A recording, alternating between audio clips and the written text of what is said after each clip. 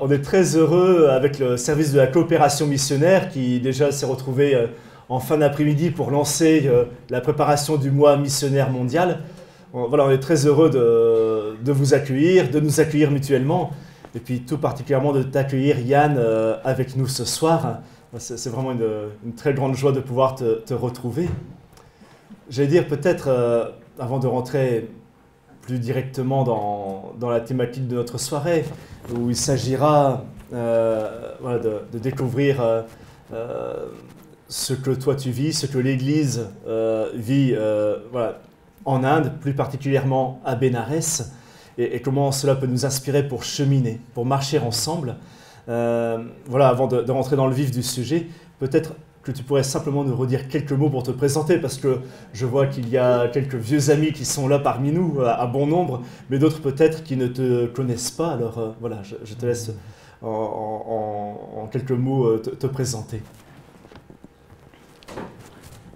Bonsoir à vous tous.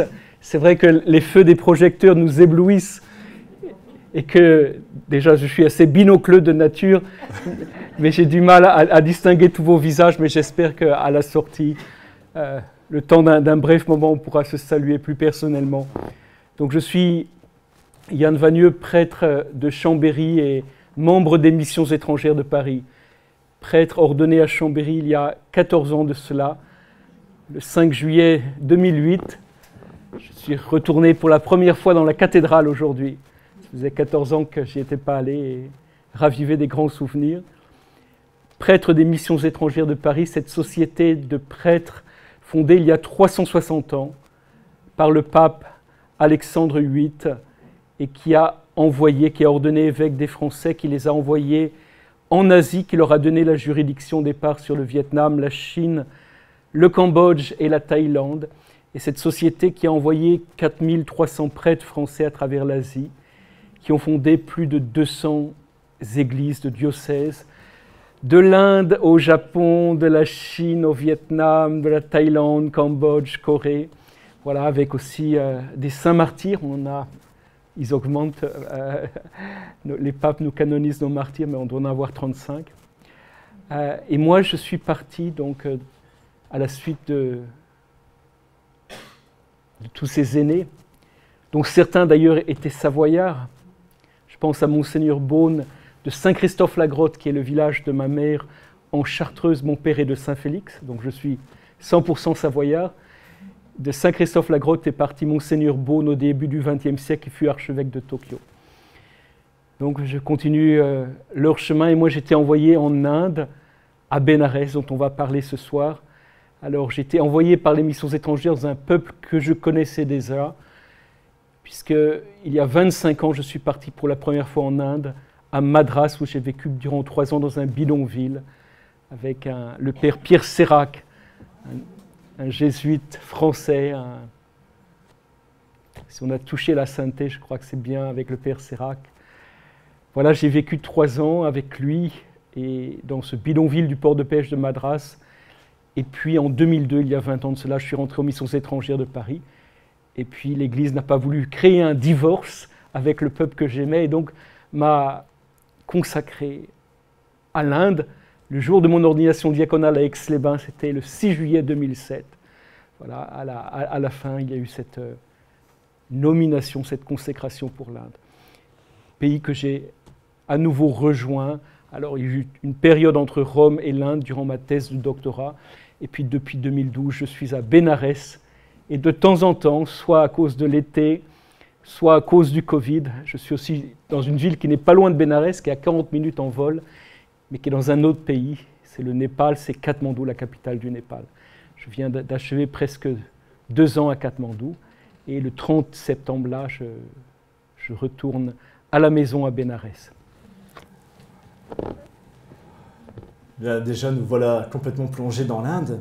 Peut-être, une première chose, ce serait peut-être une remise en contexte. Est-ce que tu peux à la fois nous situer l'Inde, nous situer Bénarès, de quelle région, de quel endroit tu vas plus précisément nous parler?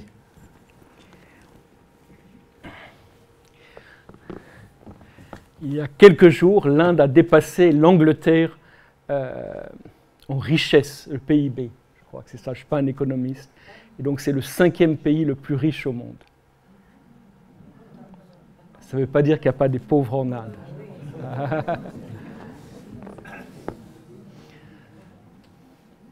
C'est aussi le pays qui est en train de dépasser la Chine. Je crois qu'on l'a dépassé, on a plus de 1,3 milliard d'habitants. C'est un pays qu'on appelle, d'abord on appelle le sous-continent indien parce que ce sous-continent indien est séparé de la Chine par les Himalayas qui sont nés de la collision de cette plaque de l'Inde, cette île de l'Inde qui déviait sur les océans primordiaux, qui est venu buter contre la Chine, puis les Himalayas ont surgi. Mais on a l'Inde, le Pakistan évidemment, le Bangladesh, le Népal et puis le Sri Lanka, c'est tout ce monde-là. Mais l'Inde elle-même fait donc 1,3 milliard, un peu plus, c'est immense, immense pays de cultures différentes. C'est un sous-continent en fait. Il faudrait imaginer l'Europe, que l'Inde est un peu comme l'Europe avec ses cultures différentes. Et qui dit culture dit aussi langue. Je crois qu'il y a 26 langues officielles, 5000 dialectes, ce qui fait que les Indiens parlent facilement 3 langues. Ce qui fait aussi que j'ai dû aussi apprendre des langues. Un peu plus. J'avais appris le tamoul dans ma jeunesse, quand j'étais dans le bidonville de Madras.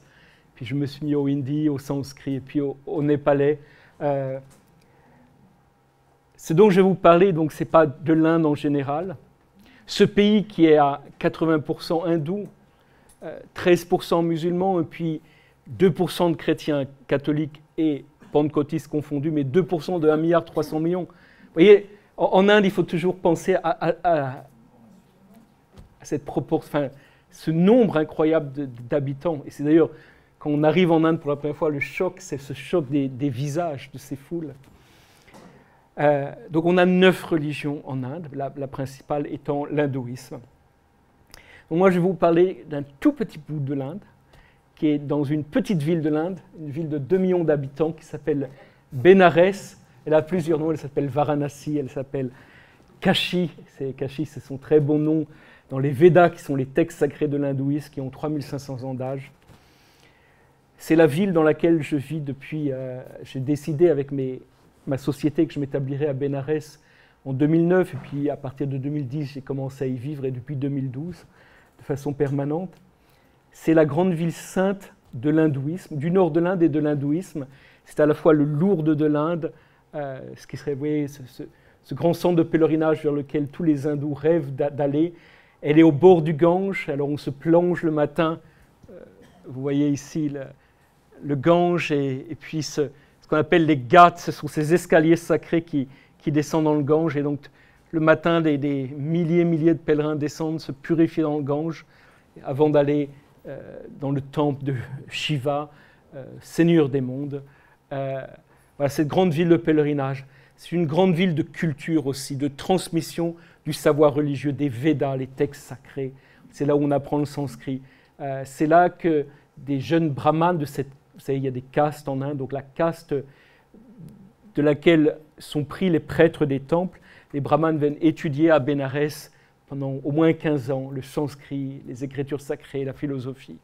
Ville hautement religieuse, ville artistique aussi. La musique, j'avais mis un fond musical, un raga comme on dit, qui vous a accueilli. Des grandes écoles musicales à Bénarès. Ville politique. Narendra Modi est Premier ministre de l'Inde depuis 2014, il a été réélu en 2019. Il est membre du BJP, ce parti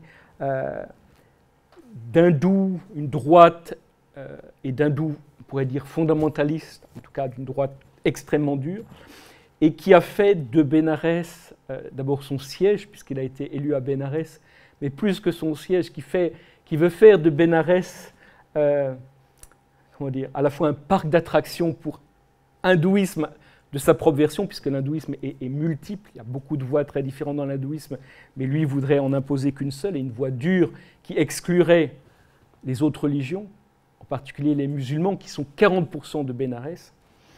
Et donc, Bénarès est aujourd'hui le cœur de cette dérive politique fondamentalisme que vit l'Inde. avec des tensions avec les musulmans. Alors je dirais que Bénarès, c'est une petite ville de 2 millions d'habitants. Et nous sommes 3000 catholiques dans la ville, et quand même une cathédrale, hein, on parlera de l'église de Bénarès, du diocèse.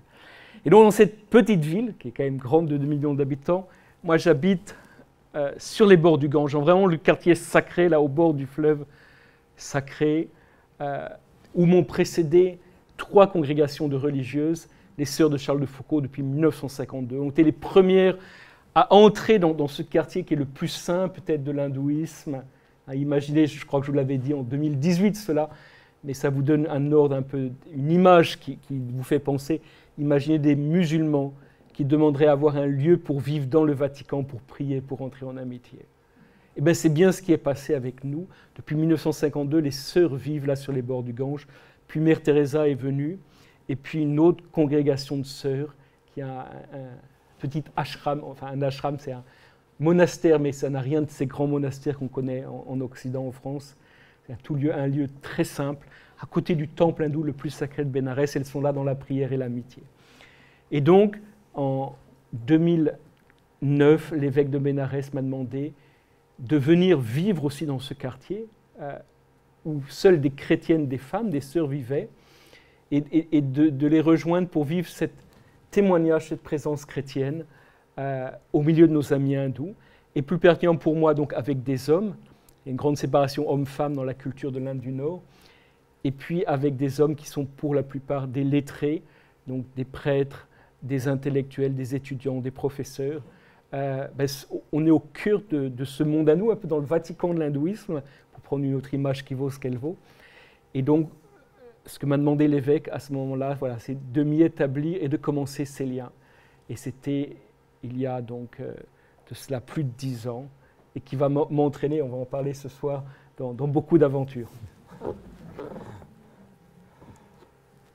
Et peut-être une des aventures dans laquelle tu te trouves embarqué, c'est le centre de dialogue interreligieux dont tu vas prendre, je crois, très prochainement la responsabilité.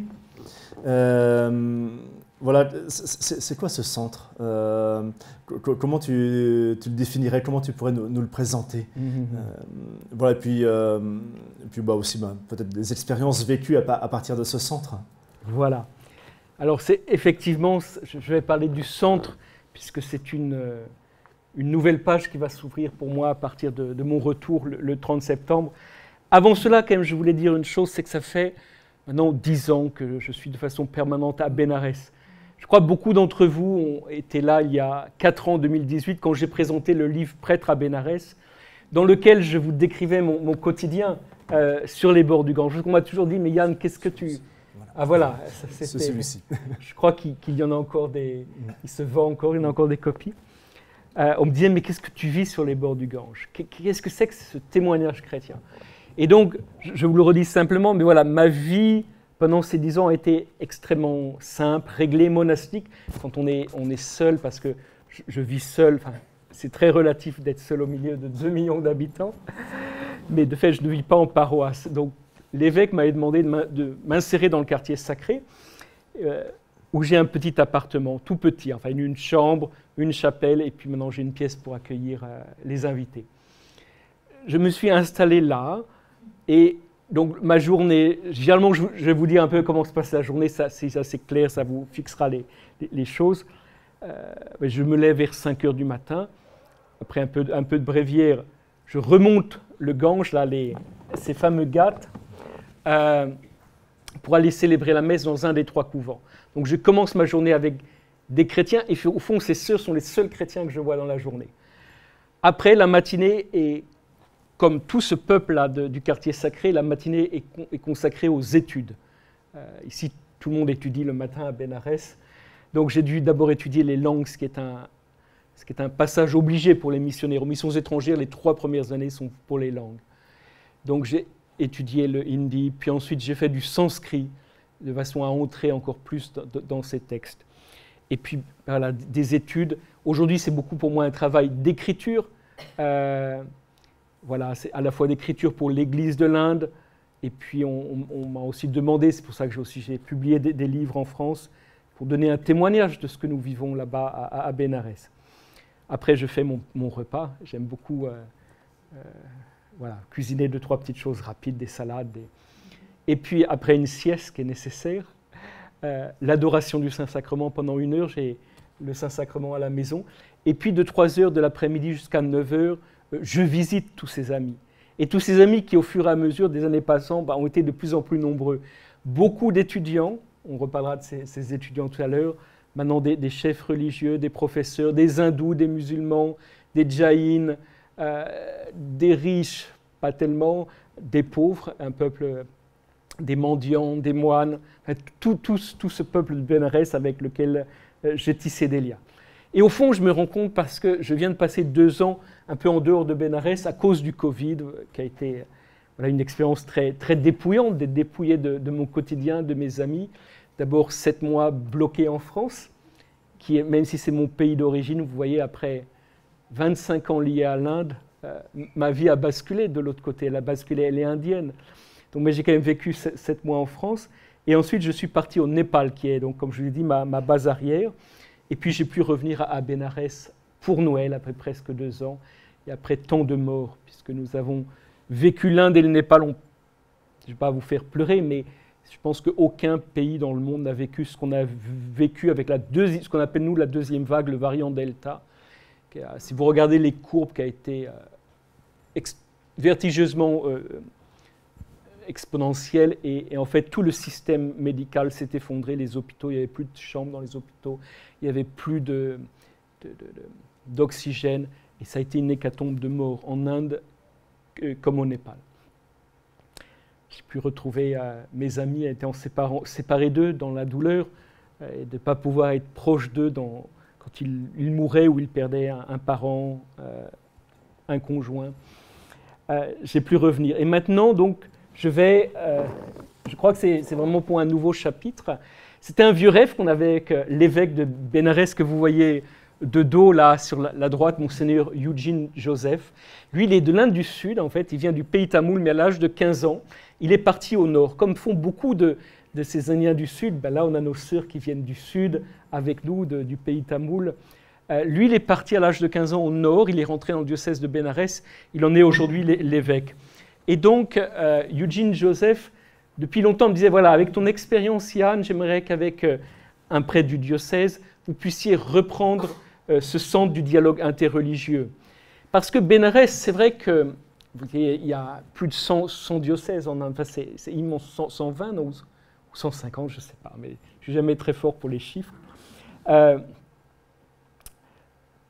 tous ces diocèses de l'Inde, Bénarès a quand même une place particulière parce que c'est la grande ville sainte de l'hindouisme et parce qu'on a 8 religions à Bénarès, parce que c'est le lieu de la dérive politico-religieuse d'aujourd'hui.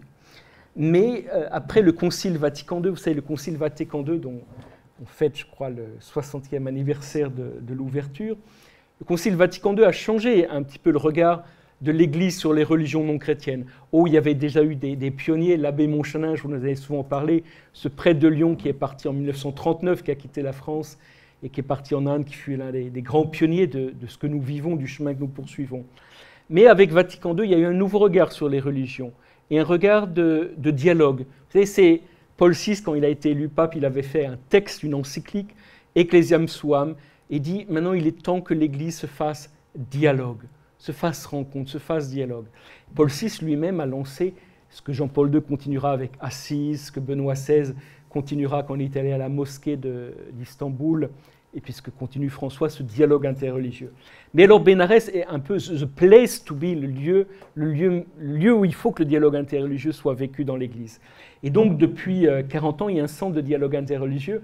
Vous avez les institutions dans l'Église, ça va et ça vient, ça dépend aussi de ceux qui les dirigent, qui les animent. Et de fait, le centre était un petit peu moribond. Mais voilà, ce qu'on va faire, et ce qui s'est un peu toujours fait dans l'histoire de ce centre qui s'appelle Maitri Bhavan, le centre de l'amitié, on va faire plusieurs choses. L'une est, chaque mois, on réunit les chefs religieux de la ville, c'est-à-dire l'évêque réunit les chefs hindous, musulmans, jaïns, sikhs. Et on se retrouve là, vous avez sur cette photo, c'est toujours un très très beau moment, on commence les célébrations de Noël, l'évêque reçoit, on dresse des tentes pour recevoir les chefs religieux dans le jardin de sa maison et partager ce message de Noël. Et c'est toujours très très beau parce que ça commence, l'évêque est le dernier à parler, et avant ce sont nos amis hindous qui parlent de Noël et de la signification de Noël et de Jésus, de ce prince de la paix. Vous voyez, il y a Shalom de marqué, Pace et Reine, et nos amis musulmans. Et c'est un moment de grande communion avec nous. Parce que, vous voyez, Bénarès, c'est à la fois une ville unique par sa richesse religieuse. Je crois que, oui, New York a aussi cette richesse, cette diversité de religions. Mais Bénarès, c'est aussi une blessure. C'est une ville qui a été plusieurs fois détruite par les gouvernants musulmans. Et je ne dis pas les croyants musulmans, mais c'était des gouvernants qui étaient musulmans. La dernière fois, c'est en 1669, alors ça nous semble un peu Mathusalem pour nous, mais ça nous semble Mathusalem parce que peut-être nous, les chrétiens, nous avons cette... On a une possibilité, je ne dis pas qu'on est meilleur que les autres, mais il y a une possibilité de pardon. Et quand je vois ce que la France et l'Allemagne ont été capables de faire, et la communauté européenne en si peu de temps, je me dis, mais parce que nous étions une civilisation chrétienne. Parce que nous, à Bénarès, 1669, la dernière destruction du temple le plus sacré dont je vous parlais tout à l'heure, eh bien, toute cette mémoire, elle est toujours là. On met de l'huile sur le feu pour la raviver. Beaucoup ce temps-ci, d'ailleurs, les fondamentalistes hindous. C'est une blessure qui ne cicatrise pas et qui continue à suppurer. Et donc, nous, avec les chefs religieux, ce n'est pas uniquement l'évêque, alors c'est vrai que nous, les chrétiens, on est peut-être le lieu où on peut réunir tout le monde et on a cette capacité, mais c'est fidèle à notre vocation, c'est la vocation chrétienne, la contribution d'une église dans la société, c'est bien de créer de la communion à tous les étages. Nos paroisses, d'abord, sont des lieux de communion de gens totalement différents. J'espère que les paroisses ne sont pas uniquement d'une seule catégorie sociale, sinon ce serait bien triste. Nos paroisses sont des lieux de communion, puis il y a cette communion avec les plus pauvres, puis il y a cette... Et nous, on essaye de vivre cette communion. Vous savez, c'est la grande vision de la fin qui clôture la Bible. La Bible commence à le Jardin d'Éden, tout est beau. Enfin, il n'y a pas grand monde dans le Jardin d'Éden, il y a Adam et Ève. Et elle se termine, la Bible, pas dans le Jardin d'Éden, pas dans un désert, mais dans une ville dont les portes sont totalement ouvertes, pour que tout le monde puisse y rentrer et vivre cette communion. Et donc, nous la vivons avec ces chefs religieux, avec ces croyants, et je crois que je suis très fier que cette Église, que nous puissions vivre cela. Un petit exemple, d'ailleurs, c'est récemment, au mois d'avril, alors quand il fait chaud, il y a des périodes où je me rends compte en Inde, il y a le mois d'avril quand les chaleurs arrivent, puis le mois d'octobre, je ne sais pas pourquoi, l'automne, pourtant qu'il y a une belle saison, mais c'est le moment où la société indienne commence à hystériser. Et là, donc, les chaleurs étaient beaucoup plus tôt, d'ailleurs, cette année, et les hindous fondamentalistes ont commencé à faire du grabuge avec les musulmans, qui sont très très patients. On a un très bel islam, 40% de la population de Bénarès, un islam soufi, qui n'est pas encore contaminé par le wahhabisme, par le terrorisme. Et Dieu sait quelle patience ils ont, parce que pour être considérés par le pouvoir politique comme des citoyens de seconde zone, et considérés aux yeux de la plupart du monde comme des terroristes et musulmans, quelle patience ils ont de ne pas se radicaliser. Mais alors donc, au mois d'avril, des polémiques sont venues, entre autres, je vous passe les histoires, entre autres sur une mosquée de Bénarès, et ça tombait à la fin du Ramadan. Ça faisait longtemps que je n'avais pas pu vivre le Ramadan, parce que vous savez, le Ramadan recule d'année en année, et que ça tombait pendant les mois d'été où j'étais à Katmandou. Mais cette année, j'ai vécu la fin du Ramadan. Et alors, il y a un moment que j'aime beaucoup, c'est le soir, le iftar, la rupture du jeûne. Alors, vous allez dire, tu n'as pas honte, Yann, de parler de ça, parce que je ne jeûne pas, même si on est en régime végétarien à Bénarès, et que chaque RM, je dis à mes sœurs, bon, je crois qu'on ne va pas exagérer sur le jeûne, mais bon, je ne jeûne pas comme les musulmans pendant le Ramadan, sans eau, sans nourriture, toute la journée. Hein. Mais j'aime beaucoup cette rupture du jeûne, c'est toujours très émouvant de se retrouver, ils dressent, on appelle le dastakwan en ourdou, le ourdou est la langue des musulmans, c'est comme une nappe qu'on met à même le sol, puis on apporte les dattes, on apporte un peu de pastèque, ça rafraîchit par des grandes chaleurs, et puis des jus de fruits. Et puis, il y a le moment on entend l'azan, la prière, et c'est le moment de la rupture du jeûne. On prend la date et on dit Bismillah. Et pour moi, qui suis prêtre, il y avait une phrase de Massignon, d'ailleurs, que je cite dans Prêtre à Bénarès. Il dit, il y a quelque chose de profondément eucharistique dans ce partage de cette date. Et donc, chaque année, l'évêque de Bénarès invite les musulmans pour faire une rupture du jeûne. Il invite les musulmans, puis les hindous, enfin, tous les chefs religieux de Bénarès. Là, vous avez le soir du 24 décembre. Mais pendant le ramadan, on fait une rupture du jeûne chez l'évêque.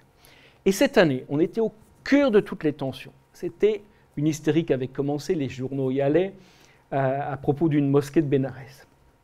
Ça faisait 1 mois qu'il y avait eu du grabuge, il y avait à Calcutta, les hindous et musulmans s'étaient écharpés. Et ce soir-là, l'évêque avait dressé ses nappes, ses coussins. Les musulmans sont venus en grand nombre, les hindous, nous les chrétiens, les religieuses, quelques prêtres qui vivent avec l'évêque. Et ça a été fabuleux. Et moi, j'étais extrêmement fier. Je dis, voilà, enfin, j'étais fier de cette église. Et cette église qui soit ce lieu de communion et ce lieu de réconciliation. Peut-être tout à l'heure, tu vas me dire, parce que tu surveilles l'heure, Clément, mais c'est vrai que je voulais peut-être vous lire quelques pages de Prêtre à Bénarès sur le Noël, mais on verra si on vous lira. Il y a aussi un autre exemple, un petit peu savoureux, je crois, ce sont les 25 ans de la cathédrale.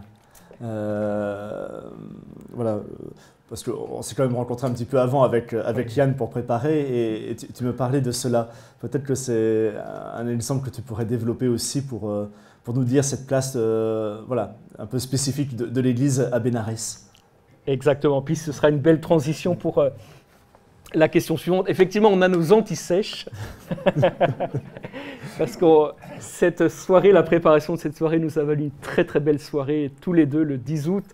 Moi, je n'avais pas connu Clément comme prêtre, tu étais encore séminariste. Oui, je me souviens très bien d'avoir servi pour ton ordination presbytérale et diaconale. J'ai quelques souvenirs, oui. Voilà. Voilà, donc on ne s'était pas revus depuis un moment. Exactement. Et voilà, c'était une joie.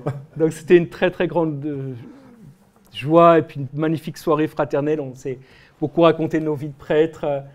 J'étais aussi beaucoup touché parce qu'au fond, j'ouvre une parenthèse, mais je dis ce qui nous unit. Vous savez, Clément n'est pas savoyard. Tu viens de là-haut, du Haut-de-France. Il vous le dit souvent. Mais quand il me parlait de sa vie et des Savoyards, je me suis dit, mais on vit la même chose. Et au fond, notre vie, Clément qui a quitté le Nord pour venir en Savoie, moi qui suis allé là-bas aux Indes, au fond, notre vie se résume par aimer un peuple. Hein, c'est cette phrase de Saint Jean qui commence le récit de la Passion. Jésus ayant aimé les siens qui étaient dans le monde, il les aima jusqu'au bout. Et ce qui nous reliait ce soir-là, le 10 août, avec Clément, qu'on préparait cette soirée, c'était bien ça, cet amour d'un peuple. Alors, effectivement, une autre histoire qui va nous emmener justement à parler qu'est-ce que je reçois et qu'est-ce que l'Église de Bénarès reçoit de nos frères et sœurs hindous, musulmans, jaïns. C'était les 25 ans de la cathédrale de Bénarès, c'était il y a 5 ans au moins de cela. Donc tous les dignitaires catholiques, les évêques étaient là. Alors c'était en hindi on dit Dhumdham. C'était vraiment le grand raout. Alors on avait dressé des tentes, un podium, et puis alors les évêques se succédaient les uns après les autres. Alors ils disaient, vous savez, quand les évêques, dans ces cas-là, ils ne sont pas très intéressants, en fait. C'est des mots un peu convenus. Hein. Et puis arrive alors un de nos grands amis, Swami Varishtananda, que vous voyez ici, un moine hindou, qui était aussi mon propre médecin. Il était non seulement mon grand ami, mais il a été aussi mon propre médecin. Il a été emporté en 3 jours, pas du Covid, mais voilà, il fait partie de ceux dont je ne reverrai pas le visage physique quand je n'ai pas revu le visage quand je suis rentré à Bénarès à Noël. Et donc, après tous ces évêques voilà, qui s'auto-congratulaient, l'Église a une capacité de s'auto-congratuler, de s'auto-féliciter. Ça croule un peu, mais enfin, tout va bien. Et alors, Varishtananda arrive, parce qu'on était quand même dans un événement religieux, les 25 ans de la cathédrale. Et bien Vairashchandra, il arrive, donc le moine hindou que vous voyez ici, et puis je le vois qui sort ses évangiles, et il s'est mis à nous commenter les paraboles. Grand silence.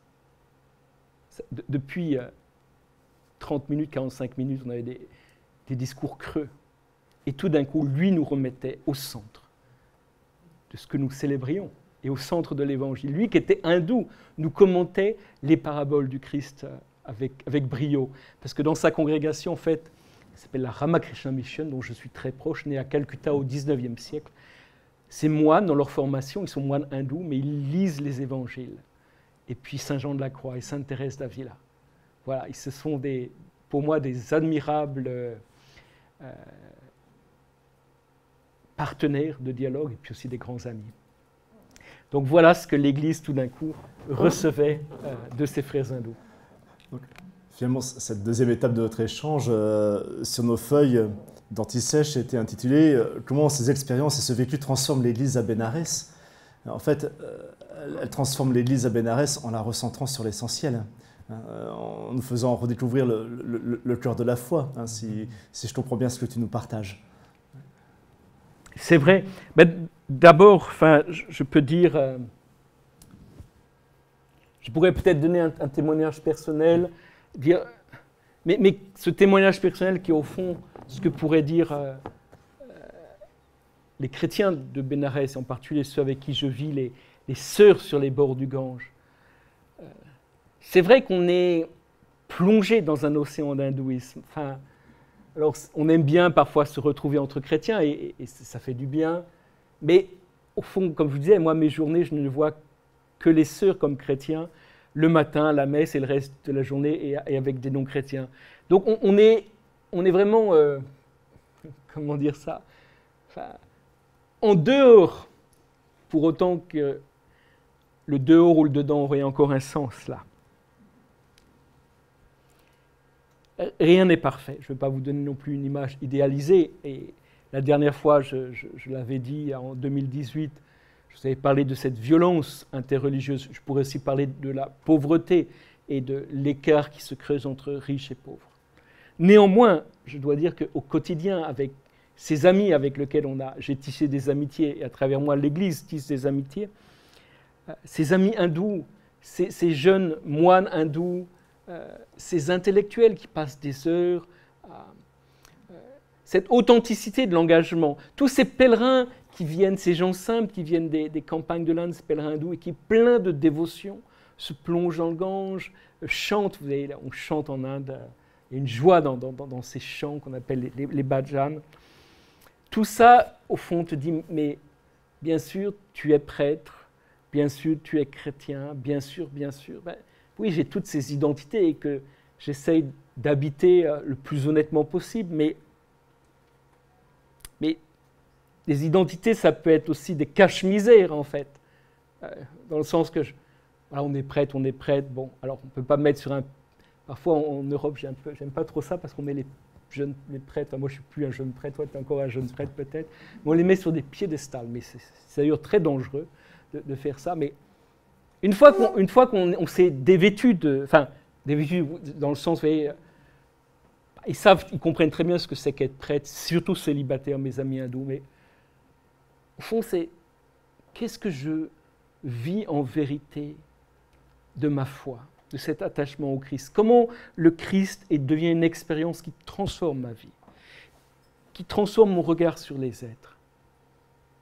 On a beau avoir, moi j'ai un doctorat, ce n'est pas un secret, je n'utilise jamais mon titre de docteur. Je peux avoir un doctorat en théologie de l'Université grégorienne à Rome, mais totalement à côté de la plaque. Mais c'est vrai, je ne rigole pas. Et c'est cette intensité que j'ai vue chez tant d'amis hindous, et c'est cette émulation de sainteté. C'est un terme que j'ai souvent dit parce que je le tiens de mon mentor savoyard, René Pichon, qui s'est toujours désespéré que je ne sois pas sportif, sauf pour monter les montagnes où généralement je le croûtais. Mais René m'a appris une chose, c'est qu'un bon sportif doit avoir un très bon adversaire. Un bon sportif doit avoir un très bon adversaire. Ces jours-ci, je lis les mémoires de Lionel Terray, ce grand alpiniste des années 40, vous savez, qui a fait partie de l'expédition de 1950 aux Annapurna, et Terray était en cordée avec Lachenal. Mais on voit comment ils s'émulent les uns les autres, comment ils se provoquent. Lachenal était meilleur, il allait plus vite, mais Terray avait une autre façon. Et en fait, je pense que la grâce de l'église de Bénarès, qui est ma grâce, c'est au fond de vivre cette provocation, cette émulation. Si vous n'avez pas d'adversaire, les premiers de la classe, ils sont généralement, c'est pas excellent parce que si tu es premier de la classe, qui est-ce qui va te provoquer, t'émuler? Et un bon sportif, c'est ça, il doit avoir, c'est ce que René m'a fait comprendre, il doit avoir un très bon adversaire. Et je crois que moi j'ai reçu ça, et que ces années qui ont passé, au fond, voilà, tout à l'heure je suis allé à la cathédrale de Chambéry, ça faisait 14 ans que je n'étais pas allé depuis mon ordination. Je ne sais pas pourquoi, mais bon, c'est la vie qui a fait ça. Mais 14 ans, en fait, parce que ce n'est pas le jour de l'ordination, ok, je deviens prêtre et j'ai reçu les facultés de l'Église pour dire la messe, pour confesser la prêtrise, ce n'est pas fini avec l'ordination. Il y en a qui croient ça. Oh là, on a travaillé trop pendant 7 ans de séminaire, maintenant c'est fini, on se met en vacances. C'est ce que me disait mon évêque de Bénarès l'autre jour, il était vraiment furieux après ses prêtres, il me racontait ça, il me dit « c'était une catastrophe, ils sont ordonnés et c'est fini ». Mais non, tout commence. Et on n'en finit pas d'apprendre à être prêtre, comme on n'en finit pas d'apprendre à être chrétien. Et pour moi, je crois que c'est ce peuple hindou, c'est ce peuple musulman qui, dans sa foi, dans sa quête, me rend plus chrétien, dans le sens qu'il me fait découvrir des choses nouvelles dans le Christ, que peut-être l'habitude ou le fait de vivre qu'entre chrétiens m'empêcherait de voir. Et puis, oui, à sa façon, il m'a rendu prêtre. Et puis, comme il a dilaté mon cœur à des nouvelles expériences, Dieu sait, moi, j'aurais jamais imaginé ça quand j'étais petit. Moi, je voulais rentrer à la Grande Chartreuse.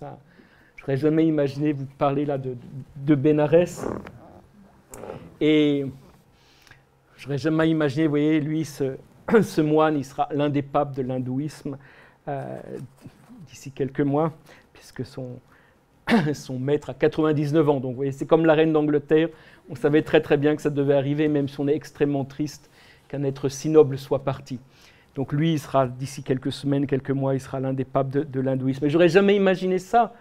Mais voilà, ses amis m'ont dilaté ma vie, et avec ce sentiment ils l'ont dilaté pour que je puisse être un pont entre les mondes, un pont entre les religions. Alors j'avais mis ça dans l'Antisèche, justement puisque je suis en dialogue ici avec Swami Avimukteswarananda. Ce pont entre le christianisme et l'hindouisme, j'essaye aussi de garder un grand pied avec l'islam, puisque, comme je vous l'ai dit, Bénarès, c'est une ligne de fracture entre hindouisme et islam. Et c'est Pierre Claverie, vous savez, le bienheureux Pierre Claverie, évêque d'Oran, qui disait « les chrétiens doivent être dans les lieux de fracture du monde ». Tous les lieux de fracture du monde, et de la société. Ça ne veut pas dire aller au loin, il y a plein de lieux de fracture, je suis sûr, à Chambéry, que vous connaissez bien mieux que moi. Mais dans ces lieux de fracture, devenir des ponts. Alors, pour moi, une façon d'être pont, ça fait toujours rigoler quand je dis ça. On ne se refait pas. Donc, au centre de dialogue interreligieux, tous les mois, donc les rencontres des chefs religieux hindous, qui va me demander de les rencontrer aussi régulièrement, avant nos rencontres générales. Et puis, je vais enseigner aussi. Voilà, j'aime assez enseigner, je dois dire. Mais quand je suis... Et puis il faut cultiver ses dons aussi. Hein. Si tu as le don, il faut le développer. Alors quand je suis arrivé en Inde, on m'a dit « mais enseigne-nous la Trinité » parce qu'ils n'avaient pas de prof de Trinité dans les séminaires. J'ai dit non, parce que la Trinité, il faut au moins 6 mois pour l'enseigner. Sinon, c'est du gavage d'oie. Enfin, j'aurais pas dit le gavage d'oie parce qu'ils ne comprennent pas ça en Inde avec le foie gras. Mais vous comprenez. Mais j'ai accepté d'enseigner, en fait, pas la Sainte Trinité, qui est mon sujet. Mais quelques années plus tard, en 2017, on m'a demandé de donner à des futurs prêtres, et fort de cette expérience de Bénarès, des cours sur les écritures de l'hindouisme. Et donc, je me suis retrouvé depuis à enseigner à des futurs prêtres en Inde, et puis des prêtres déjà qui suivent des études supérieures, à enseigner les Védas, les Upanishads, la Bhagavad Gita. Alors, mes amis hindous disent « Waouh !» Ils sont vraiment fiers, parce que vous savez, dans l'hindouisme fondamentaliste, alors, une des folies de l'hindouisme fondamentaliste, c'est de dire les musulmans et les chrétiens, de toute façon, ils étaient hindous avant. Donc, il faut les reconvertir, et il y a des primes en plus.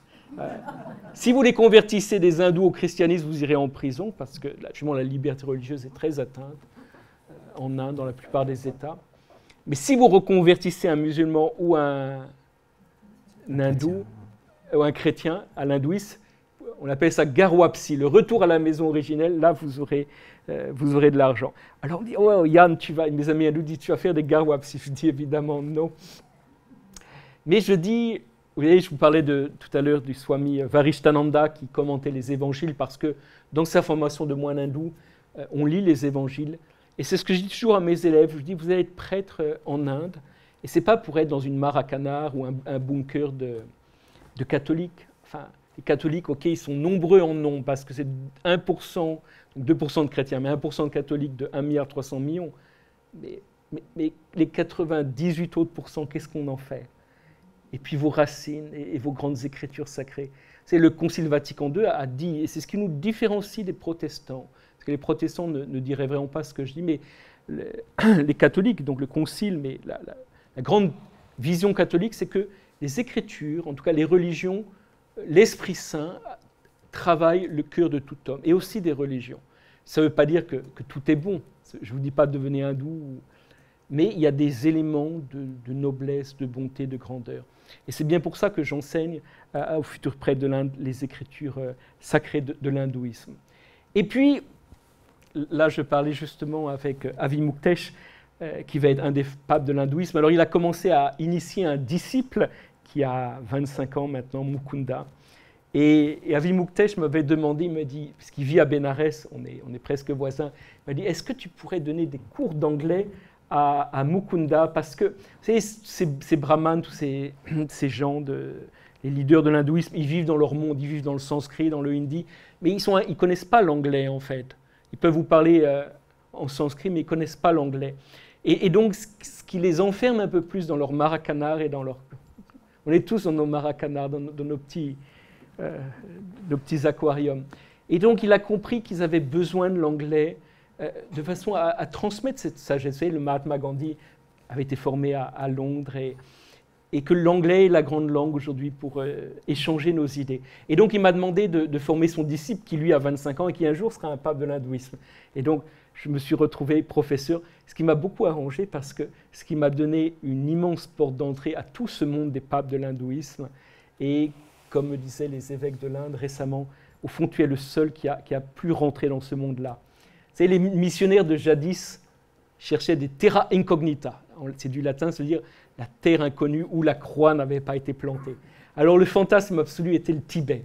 Et Dieu sait les efforts qu'on a fait pour aller au Tibet. Et à chaque fois, ça m'arrive de passer du temps au monde tibétain et je pense, ah oui, aux yeux du monde, on pourrait dire quel gâchis, mais quelle folie d'image. Mais voilà, l'Église voulait aller au Tibet. Mais il y a plein de terra incognita. Et par exemple, dans l'Église de l'Inde, tout ce monde très religieux de l'hindouisme, des chefs spirituels de l'hindouisme, il n'y a pas un pape dans l'hindouisme, il y en a plusieurs parce qu'il y a différentes écoles, mais tout ça, l'Église n'a pas eu encore accès. Et moi, je ne sais pas pourquoi, peut-être parce que je suis étranger, que je n'appartiens à aucune caste, ça m'a donné une liberté pour aller à eux. Bien sûr, bon, j'avais aussi une formation, bien sûr, j'ai fait du sanskrit, bien sûr, je me suis plongé dans leurs écritures, bien sûr, j'ai appris à être accepté par eux qui ne m'imaginent pas comme un... Parce qu'ils ont horreur des missionnaires. S'il y a bien un mot que je ne dis jamais en Inde, c'est que je suis missionnaire. Parce que ça veut dire, je détruis ta religion en te convertissant de force. Et donc, je ne dis jamais que je suis missionnaire. Mais j'ai pu rentrer dans ce monde et faire ce pont-là. Alors voilà, l'Église qui se fait pont, une expérience qui te transforme en te ramenant sans cesse aux sources et en te les faisant sans cesse découvrir pour en vivre. Mais en même temps, on est dans une dimension relationnelle. Alors, comment aussi cet échange, cette fraternité qui se crée, transforme tes amis hindous? C'est vrai, c'est vrai. Enfin, j'aurais pu encore plus développer sur la façon dont l'Inde m'a formé, m'a transformé, l'hindouisme, tout ce qu'il m'a apporté. Mais je dois dire, parce que ce sont maintenant des amitiés qui vieillissent, comme nos bons vins français, et qui se bonifient, je dois dire aussi que ça les a, en tout cas les amis les plus proches, ça les a transformés, et ils me le disent en fait. Ils disent, combien cette amitié improbable, parce que c'était autant c'était pour moi inimaginable dans mon enfance de me retrouver là, avec ces photos que vous voyez un petit peu, autant pour eux c'était inimaginable d'avoir un ami chrétien, un ami prêtre, qui vient de la Bénarès de l'Occident de Rome, puisque c'est comme ça qu'ils imaginent Rome, la Bénarès de l'Occident. Comment ça les a transformés? Ça les a beaucoup transformés. Alors, il y a des cas extrêmes. Alors, vous voyez un cas extrême ici, j'ai eu la chance en 2018, l'année où j'étais venu vous trouver, après cette soirée du 1er septembre 2018, à la fin septembre 2018, j'ai accueilli à Rome 2 amis hindous, brahmanes. Le Vatican donne des bourses aux non-chrétiens, pas pour les convertir, mais pour leur donner une expérience du christianisme, afin qu'une fois qu'ils seront rentrés dans leur pays, ils puissent être ces artisans du dialogue interreligieux. Vous voyez, on ne leur demande pas de devenir chrétiens, mais on leur donne cette possibilité d'avoir une expérience du christianisme. De la même façon que de Rome, je suis parti pour Bénarès, eux de Bénarès sont partis pour Rome. Voilà, ils ont passé 6 mois, il y avait des cours, il y avait beaucoup de rencontres. Et puis alors cette grande rencontre finale avec le grand gourou des chrétiens, hein, le pape François, qui les a beaucoup touchés. Voilà, ravi qui remettait au pape François ce châle indien. Il y a une autre photo que je n'ai pas mis où l'autre, Shishu Kumar, donc l'autre brahmane qui était parti, avait remis au pape un chapelet shivaïte hindou. Alors, et cette photo, je la tiens beaucoup parce que je pense que c'est la première fois qu'un pape avait... C'est le pape François qui a mis à son poignet, il est très bien éduqué, le chapelet shivaïte, le pape avec le chapelet shivaïte. Alors, bon, voilà, ça c'est le cas extrême où le pont a été vraiment fait. Et puis, voilà, Ravi, il est professeur à New Delhi et il continue ce chemin interreligieux avec un jésuite, donc chrétien. Enfin, on espère qu'ils sont chrétiens, les jésuites. Et puis un musulman. Donc, je suis très heureux parce qu'il continue ce chemin. Mais pour ceux qui ne sont pas allés à Rome, pour les autres, je pense qu'il y a, à travers notre amitié qui est toute simple, parce que ça a été des heures à passer, on a parlé de tout, à la fois on a parlé des textes sacrés, mais on a parlé de notre vie. Vous savez, c'est des jeunes étudiants, ils sont pleins de rêves pour leur vie. Voilà, ce qu'on est entre 20 et 25 ans, c'est les grands âges. Heureusement qu'on rêve à 20 et 25 ans, sinon, si on ne rêvait pas, qu'est-ce que va faire la vie à 60 ans ou à 70 ans? Donc, des jeunes voilà, qui sont comme tous les jeunes qui rêvent, mais qui ont aussi leurs soucis, leurs problèmes. D'autant plus que, vous savez, 15 ans d'études de sanskrit, ça ne mène pas à grand-chose au point de vue financier. Hein. C'est pour ça que les familles préfèrent qu'ils aillent faire du business ou devenir ingénieurs. Mais je les ai beaucoup écoutés. Et souvent, d'ailleurs, ils me disaient, mais tu sais, Yann, c'est un peu étrange parce que... Bon, moi, j'avais 15 ans de plus qu'eux. Bon, là, je m'étais dit, vous voyez, je deviens vieux quand même pour être un peu aumônier de jeunes hindous. Quand on commence à être prêtre, on est toujours un peu aumônier de jeunes. Mais souvent, je leur disais, mais enfin, c'est eux qui me disaient, tu vois, Yann, ce qui est un peu étrange, c'est que nos gourous, donc nos chefs spirituels, c'est eux qui parlent. Alors, généralement, ils sont là, comme nous, un peu là. On n'est pas tellement, j'aurais aimé qu'on soit un peu plus surélevé pour qu'on puisse tous se voir un petit peu, mais enfin, le gourou hindou va être très surélevé. C'est lui qui parle, enfin, c'est ce que je fais d'ailleurs, mais parce que j'ai un peu honte de vous dire ça. Parce qu'ils me disent, oui, les gourous, c'est eux qui parlent et nous, on écoute. Mais avec toi, c'est différent. C'est nous qui parlons de notre vie et c'est toi qui écoutes. Et ils sentaient qu'il y avait quelque chose de différent. Et puis, je crois, parce que, enfin, en ayant parlé avec eux, je crois que, justement, cette écoute, c'est quand même... Je pense que ça devrait être une grande qualité des chrétiens d'écouter. Écouter, c'est ce qu'on a dit cet après-midi en enregistrant une émission radio. Parfois, les chrétiens, l'Église parle trop vite. Enfin, on a des idées trop faites. Alors, on assène. C'est bien d'avoir des idées. Hein. Je ne dis pas qu'il ne faut pas avoir d'idées. Mais je pense qu'il faut prendre un grand temps d'écoute de ce monde, avec des idées du monde qui parfois nous semblent extrêmement étranges, extrêmement choquantes. Et je ne dis pas qu'on doit les adopter, mais écouter. Et dans cette écoute, en fait, des personnes, ce que tant de nous font, d'écoute de personnes, de passer du temps simple, quand on écoute une personne avec un cœur vraiment ouvert, que cette personne à ce moment-là est la seule chose qui compte au monde, alors cette personne se découvre, elle existe, elle est unique. Tu es là pour moi. Je suis quelqu'un, je suis un je. Et ce serait un peu long à vous expliquer, mais dans l'hindouisme, on est avant tout le monde d'une communauté, d'une famille, d'une caste. On appartient à un nous, et le nous, le pronom nous. Le je n'existe pas vraiment dans l'hindouisme. Alors, chez les chrétiens, c'est quand même une grande révélation, le je, la dignité, l'unicité de chaque personne. On a été dans l'extrême, on a été dans l'excès, à dire qu'on est tellement devenu individualiste et on a perdu cette dimension communautaire qui est essentielle dans le christianisme. Parce que la Trinité, je veux bien que je vous parle un peu de la Trinité.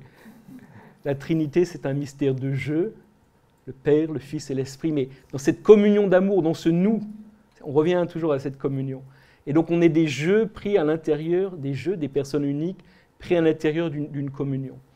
Mais pour un hindou, ce jeu voilà, n'existe pas vraiment. Et il me semble qu'il découvre quelque chose dans cette écoute, et je pourrais parler de mes sœurs, des heures que mes sœurs passent à écouter leurs voisins et toutes les histoires, et se découvrir. Je découvrais aussi une liberté intérieure. Ça y est, la liberté chrétienne. Enfin, c'est peut-être pour ça que les gens quittaient beaucoup le christianisme, parce qu'ils pensaient que c'était une espèce d'enrôlement de force, qu'on n'avait pas le droit de penser par nous-mêmes. Je ne dis pas penser n'importe quoi, mais qu'on est on a une liberté, on est pas une liberté pour faire n'importe quoi, mais cette liberté intérieure qui nous rend libres. Il y a eu beaucoup d'embrigadements dans l'Église. Enfin, moi, j'ai passé, je ne vais pas parler de ça ce soir, mais vous savez que j'ai 20 ans de ma vie à essayer de secouer le cocotier pour que l'Église reconnaisse les dérives sectaires dans l'Église. Et souvent, les dérives sectaires, nos gourous, les gourous, c'est un très grand terme dans l'hindouisme. C'est dommage qu'en France, c'est si péjoratif, mais nos gourous catholiques, ils n'aimaient pas les gens qui étaient un peu libres.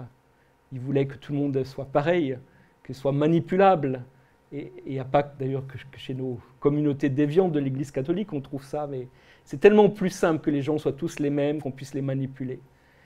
Mais des libertés intérieures. Si vous lisez Saint Paul, vous avez la liberté partout. Et c'est ça des choses qu'ils découvrent. Et c'est ça que j'appelle la nouveauté chrétienne.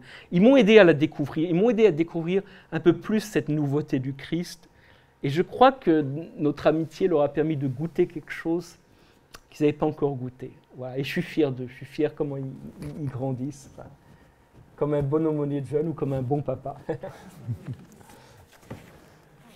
Dans ce que tu nous partages là, il y a aussi... Enfin, on perçoit aussi derrière deux approches très différentes du monde et de ce qu'est la personne. On a, enfin, pour utiliser les grands mots, deux anthropologies qui sont vraiment, vraiment différentes. Comment du coup, eux, perçoivent cette dimension de l'altérité? Est-ce que, voilà... bon, enfin, tu as déjà commencé un petit peu à répondre à la question en disant que c'est la communauté qui prime, mais voilà, je ne sais pas si tu peux nous aider à approfondir un petit peu cela. Qu'est-ce que c'est pour eux cette idée d'altérité? Est-ce que c'est une réalité qui malgré tout est présente ou pas du tout? Alors Jean, pour aller un peu plus loin sur cette question de l'altérité, sur cette question de la liberté, je crois qu'il faudrait aussi replacer dans ce contexte politique qui est le nôtre, de cette dérive fondamentaliste de l'hindouisme. L'hindouisme est multiple, c'est les Anglais qui ont dit hindouisme, mais en Inde on dit le Sanatana Dharma, la religion éternelle, celle qui était au commencement de tout. C'est d'ailleurs la gloire des hindous, disent que tout a commencé chez eux. Mais, et en fait, l'hindouisme, il est multiple, il y a plusieurs voies, il y a plusieurs chefs spirituels. Et vous avez la multiplicité, la différence, c'est pas simple à gérer. On le voit bien dans nos familles, dans nos communautés, dans nos paroisses. C'est vrai qu'a priori, si tout le monde était pareil, ce serait plus simple. Enfin, pas une tête de dépasse. Mais je crois que même dans l'armée, c'est pas comme ça. Je dis ça parce que, comme vous savez, je suis fils de militaire. Et ça m'a beaucoup apporté. Cette altérité, cette différence, elle fait très très peur. Et Narendra Modi, donc la droite fondamentaliste qui est portée par une organisation religieuse, militaire, le RSS, ce sont eux qui ont assassiné le Mahatma Gandhi en 1947. Ils ne supportaient pas que que Gandhi soit ce pont entre l'islam, entre les musulmans et les hindous. Eux, ils veulent unifier l'hindouisme. Et alors, leur fantasme absolu, c'est le pape. Parce que les catholiques, ça leur semble génial. Vraiment, il y a une pyramide, le pape est au-dessus, il commande, et on est tous, comme on dit, les doigts sur la couture, le petit doigt sur la couture. C'est pas exactement ça l'Église quand on connaît ça de l'intérieur. Mais enfin, il y a quand même dans l'Église, c'est vrai qu'il y a quand même cette autorité du pape qui est le garant de l'unité de l'Église, et heureusement qu'il est là. C'est pas un job facile, comme on voit avec le pape François. Non, ben c'est bien, on a le pape, parce qu'on doit aussi tourner les photos. Donc l'hindouisme voudrait unifier, et que le chef de l'hindouisme soit pas exactement Narendra Modi, mais le chef du RSS, puisque Modi appartient au RSS depuis sa jeunesse, Mohan Bhagwat, et vraiment unifier, c'est-à-dire gommer toute la différence. Et je vois le lavage de cerveau qui se fait. Alors évidemment, aussi quand un groupe fondamentaliste se met comme ça en place, il va falloir trouver des ennemis. Et les ennemis viennent toujours de l'extérieur. Au bon temps du Moyen-Âge, quand la chrétienté existait encore, comment on dit, si au moins elle a existé, les ennemis c'était à l'intérieur les Juifs et les Sarrasins à l'extérieur. Bon, et bien les ennemis de l'hindouisme, c'est l'islam, 13% de la population, musulmans depuis le Xe siècle, et les chrétiens 2%, comme si les chrétiens 2% étaient dangereux. Mais parce qu'ils viennent, l'islam ça vient de l'extérieur, hein, de la révélation à la Mecque, à Médine, et puis les chrétiens sont chrétiens depuis 2000 ans. On était chrétiens en Inde avant que Clovis soit baptisé. Et 2%, mais c'est le danger, c'est le danger. Et je ne comprends pas pourquoi l'hindouisme, si je comprends parce que j'apprends à sonder cette blessure de l'hindouisme, mais comment eux qui sont 80% se sentent si menacés, voilà, par l'autre. Et donc il faut gommer toute rencontre avec l'altérité. Mais ce que je vous dis là, ça ne vous rappelle pas le fondamentalisme musulman, la place de l'altérité, la place de la liberté intérieure? Ça ne vous rappelle pas les dérives qu'on voit dans le christianisme, autant chez les catholiques que chez certains courants protestantistes? Ou alors, je vous donne dans le mille que ça va les intéresser, la confrontation avec l'altérité et puis la liberté intérieure. On vous donne du prêt-à-penser. Moi, Bénarès, finalement, alors Charles de Foucault n'a pas bougé de Tamanrasset à la fin de sa vie, enfin il bougeait un peu quand même, mais il se disait le frère universel, mais lui qui avait une expérience si localisée. Mais Bénarès me donne aussi de contempler le monde avec ses graves dérives, en fait, avec ses cassures, ses blessures, et justement, quelle est notre mission chrétienne là-dedans? Et donc voilà, de rencontrer l'altérité, une altérité qui nous ouvre le cœur, parce que, vous savez, tous les fondamentalistes sont profondément bêtes. Il n'y a pas beaucoup d'intelligence, il n'y a pas un gramme de mystique, mais bon, il y a de la violence, il y a de l'embrigadement.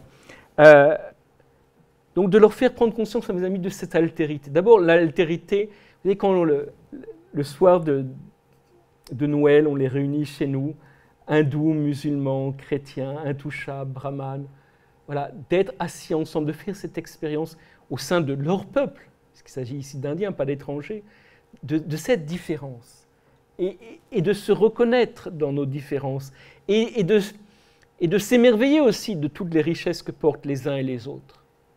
Et c'est pour ça qu'il faut, et c'est pour ça que j'enseigne les écritures sacrées hindoues à des futurs prêtres, et c'est pour ça que j'emmène des amis hindous visiter des tombeaux soufis musulmans. Cette altérité qui est un enrichissement, qui n'est pas simple à vivre, mais qui est un enrichissement. Et puis cette liberté intérieure, réfléchis. L'autre jour, donc le Vatican, alors badada, le pape est invité, on y va, alors, et vas-y, alors ils me disent, oui, alors Yann, on va faire un document, ça y est, il y a eu un très beau document sur la fraternité humaine écrite avec le pape et l'imam de la mosquée Al-Azhar, qui est la grande mosquée sunnite au Caire. Ils ont fait un document qu'ils ont signé l'an passé. Alors voilà, on imaginait le même document avec l'hindouisme. Je leur dis, mais l'Annonciature et puis les évêques de l'Inde, mais je dis, vous croyez où? Il va falloir trouver des gens qui sont capables de penser dans l'hindouisme. Parce qu'une des grandes blessures que je vois aujourd'hui dans l'hindouisme, c'est qu'on n'utilise pas sa raison. Alors on accumule comme des perles autour d'un collier tous les poncifs, tous les préjugés, toutes les rancœurs, mais utiliser son gingin, enfin, d'être capable d'articuler. Moi, ça ne me fait rien qu'on me dise des choses qui me semblent, auxquelles je n'adhère pas ou qui sont des idées contraires aux miennes, mais qu'on puisse les articuler. C'est pour cela que l'Église n'a jamais été aussi bonne lorsqu'elle a fait utiliser sa matière grise. Et je ne dis pas qu'on est que des intellectuels, mais qu'elle a utilisé sa matière grise pour dialoguer avec le monde, pour dialoguer. Et quand l'Église dialogue avec la science, elle devient aussi plus intelligente. Utiliser notre cerveau. Et ça, c'est une des grandes blessures de l'hindouisme aujourd'hui. Et moi, j'essaye beaucoup d'abord enlever les préjugés, et Dieu sait ce qu'ils en ont.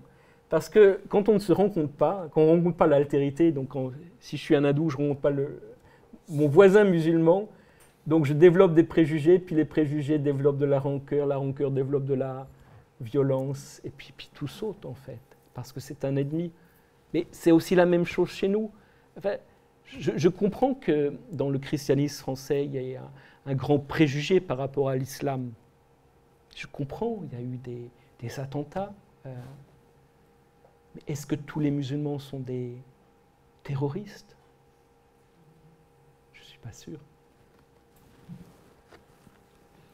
Et puis oui, alors je regarde les antichèses, et cette altérité, je crois que c'était une idée qu'on avait beaucoup parlé le 10 août autour d'un bon repas. Cette altérité, vous savez, elle nous révèle qui on est. Je l'ai dit un peu. J'ai dit en fait, c'est mes amis hindous qui me découvrent la nouveauté du Christ. Et je crois que peut-être si par les questions que je leur pose, ils découvrent un peu plus ce que c'est qu'être hindou. D'ailleurs, souvent, maintenant, ils commencent à m'appeler, me poser une question. En fait, qu'est-ce que tu penses, Yann, en fait, dans nos écritures? Mais c'est comme dans un couple, en fait. Un couple, on est appelé à être un et à grandir dans l'unité, dans la communion, mais en restant ce qu'on est. Enfin, un homme est un homme, une femme est une femme. Je prends un couple hétérosexuel. C'est le modèle de mes parents. C'est pour ça que je le prends, c'est pas parce que je suis un vieux jeu. C'est le modèle aussi classique en Inde. Un homme est un homme, une femme est une femme, mais à la fois on s'altère, oui, je pense que mes parents, après bientôt 60 ans de mariage, sont plus tout à fait les mêmes qu'ils étaient il y a jadis. Mais en même temps, on prend conscience aussi de qu'est-ce qu'on porte, nous, de façon unique, voyez. Et c'est pour ça qu'on a besoin du dépaysement de l'autre. Et c'est pour ça que vraiment le dialogue interreligieux ne sera jamais un danger pour l'Église, mais une chance de se revitaliser, de plonger un peu plus dans la nouveauté du Christ, de découvrir qui on est et quel trésor on porte, en particulier cette liberté intérieure. Alors, on est ce soir dans une soirée en articulation avec, en coopération avec le service de formation permanente et la coopération missionnaire. Donc, il y a ce thème de la mission. Et du coup, est-ce qu'on ne pourrait pas se dire que finalement, de manière inattendue, la mission de l'Église aujourd'hui, ce serait de prendre soin de l'altérité et de la différence, y compris peut-être de la différence dans les convictions religieuses? Est-ce qu'on pourrait aller jusque-là? Je crois, oui, comme préservation de cette beauté incroyable de la création, que ce Dieu Trinité qui porte l'altérité en lui-même, qui porte cette différence du Père, du Fils et de l'Esprit, a créé une création incroyable. Vous savez, quand on apprend que chaque jour, je ne sais pas combien de nombres de bestioles, d'oiseaux disparaissent, mais vers quelle pauvreté on va, oui. Et puis, bien sûr, pour tous des jeans, mais enfin, si être humain, c'est porter des jeans et manger des hamburgers et des Coca-Cola qui ont le même goût à Tombouctou, à New York ou à New Delhi, ce serait dommage qu'on en arrive là. Et vous savez, l'Église a toujours... C'est pas par musée, mais c'est pas pour saluer cette immense noblesse, ces richesses de la création. Mes confrères MEP, combien d'entre eux ont fait des dictionnaires? Charles de Foucault, il n'est pas MEP, lui. Mais Charles de Foucault, il a passé ces dernières années de sa vie à récolter les poésies, donc ces poésies touareg, et à faire un dictionnaire.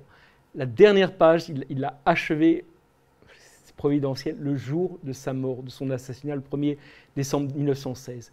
Et aujourd'hui, les Touaregs, le seul témoignage reste de leur culture, de leur langue, c'est ce dictionnaire de Charles de Foucault. Il faut se dire, mais il a perdu du temps, ce Charles de Foucault. Qu'est-ce qu'il a fait? Il aurait pu peut-être être un peu plus un missionnaire qu'à les convertir, qu'à les baptiser.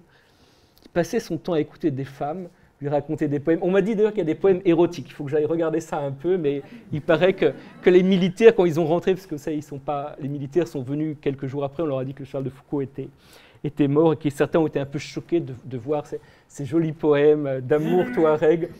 Mais il a perdu son temps à faire ça. Non, c'est aussi ça, comme tu dis, la mission de l'Église.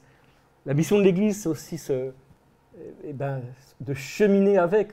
Je crois que c'est votre grand mot, là. Voilà. Oui, voilà, c'est à la fois, bien sûr, le grand mot du synode qui s'est ouvert il y a un peu plus d'1 an, je ne sais plus bien, je perds le fil du temps. C'est du coup aussi ce que nous on proposera dans le service de formation tout au long de l'année, de continuer à réfléchir sur cette dynamique synodale, de cheminer ensemble. Et puis vous voyez du coup une photo qui apparaît, une nouvelle photo que Yann vient d'afficher. Pour faire le lien aussi avec un mot qui m'a beaucoup interpellé quand on s'est eu pour la première fois au téléphone pour parler du projet de cette soirée, c'est le mot Hamsafar. Alors je ne sais pas si je prononce bien correctement, mais voilà, j'entretiens le mystère et je te laisse nous aider à découvrir ce que cela veut dire et pourquoi cette photo. Voilà, alors quand Clément m'a contacté, donc tu m'as expliqué ce projet du synode. Alors je remarque que dans l'Église de France, il y a souvent des grands mots qui reviennent, les disciples missionnaires, alors, qui sont des beaux mots, mais parfois on les utilise tellement que ça devient un peu un jingle. Mais alors là, il y avait le synode. Alors c'est le mot à la mode aujourd'hui, c'est un très très grand mot qui veut dire marcher ensemble. Alors il me dit, il faut que c'est un lien avec le synode. Je dis quoi? Enfin, ne me demandez pas à parler de la France, j'y connais rien. Et je ne veux pas m'ériger en prophète qui descend des Himalayas pour donner des conseils, distiller des conseils à l'Église de France. Mais alors, il me dit synode. Donc, synode vient de sun odos, la route, et sun c'est ensemble en grec. Et alors, je fais ma conversion, vous savez, et en hindi, ça se dit, enfin, c'est plutôt du ourdou d'ailleurs, Hamsafar. C'est un très très beau mot, Hamsafar. C'est dans les films de Bollywood, les amants, enfin les amoureuses disent toujours « Tu es mon Hamsafar, tu es celui avec lequel je vais cheminer toute ma vie ». Alors justement, j'avais dit à Clément, on pourrait appeler cette soirée Hamsafar, justement. Alors le Hamsafar, c'est le compagnon de route. J'ai mes parents, là, ils ont bientôt 60 ans, qui sont des Hamsafar. C'est pas mal, hein. Hamsafar, voilà, c'est marcher ensemble, c'est le compagnon de route, on est des pèlerins ensemble. On est des pèlerins ensemble, et puis on marche ensemble, on se transforme, on s'enrichit, l'autre nous découvre un peu plus notre identité, et puis on arrive à cette phrase de Montaigne, parce que c'était lui, parce que c'était moi. On chemine ensemble sur ce chemin de la vie, quoi. Et je trouve, oui, il faudrait que j'écrive peut-être un texte sur le Hamsafar pour apporter ma pierre à la réflexion du synode, sur le synode d'ailleurs, sur la synodalité. Hamsafar, dit autrement, c'est l'amitié. Et parce que c'était lui, parce que c'était moi. Ici, vous avez mon grand ami de Katmandou, avec qui on s'est rencontrés toutes les semaines. Il est très content qu'il y ait eu le Covid, moi aussi d'ailleurs. C'est celui qui dirige, ce moine hindou, qui dirige donc cette fameuse Ramakrishna Mission, cet ordre de moines fondé au XIXe siècle, ceux qui lisent les évangiles dans leur formation. On adore cette photo, vous avez un Shiva ici, mais on adore parce que ce jour-là, je ne sais pas, il allait avoir... Non, le lendemain, il y avait une grande cérémonie, et puis donc je ne pouvais pas aider à préparer la cérémonie, alors je suis venu la veille, et il fallait qu'il écosse des petits pois. Et on s'est mis à écosser les petits pois pour la fête du lendemain, la fête religieuse hindoue, en fait, il voulait donner du riz avec des petits pois, qui est une spécialité locale, à ceux qui viendraient à la puja. Et on adore cette photo parce qu'on dit voilà le dialogue interreligieux dans son plus concret. On écosse les petits pois ensemble. Je crois que c'est une des photos que je préfère avec le Swami Ekartananda. On a terminé l'avant-veille de mon départ de Katmandou pour venir en France le 18 juin. On a fait le lancement de mon livre Portraits indiens en anglais. On l'a lancé avec son éditeur qui est hindou à Katmandou, l'ambassadeur de France, et puis le Swami Ekartananda qui a parlé en fait, puisque c'était un lancement un peu officiel. Il y avait beaucoup de monde qui est venu, des amis hindous, chrétiens, des intellectuels, des poètes, et il a parlé justement de notre amitié. Et au fond, je n'ai pas grand-chose à vous dire, mais ce que je peux vous dire, que essaye de vivre l'Église de Bénarès, que vous vivez, mais au fond, c'est que le christianisme, dans sa simplicité, c'est une histoire d'amitié. C'est l'un des plus beaux titres du Christ d'ailleurs, l'ami des hommes, ô toi l'ami des hommes. Et le Concile Vatican II parle du Dieu qui, de multiples façons, par les prophètes d'Israël, est rentré en amitié avec les hommes. Saint Jean, dans son prologue, quand il dit « le Verbe s'est fait chair, il a demeuré parmi nous », en fait, le demeurer parmi nous, il a planté sa tente parmi nous. Et nous qui sommes allés dans le désert, je pense à Fabien, on a suivi René. Et quand on plante une tente dans le désert, on sort le thé à la menthe, on sort le tagala, et puis on se met à parler, à palabrer et à vivre notre amitié dans la plus grande simplicité et dans sa forme la plus essentielle. Voilà. Et au fond, c'est ce qu'on essaye de vivre à Bénarès. Et au fond, la synodalité, alors bien sûr, on décline, on peut dire beaucoup de choses, mais je pense que la synodalité, c'est une histoire. Voilà, on marche ensemble parce qu'on est des amis.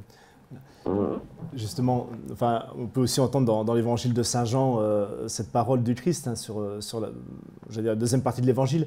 Je ne vous appelle plus serviteur, je vous appelle ami. Voilà, et puis après même frère, au matin de la résurrection, on va dire à mes frères.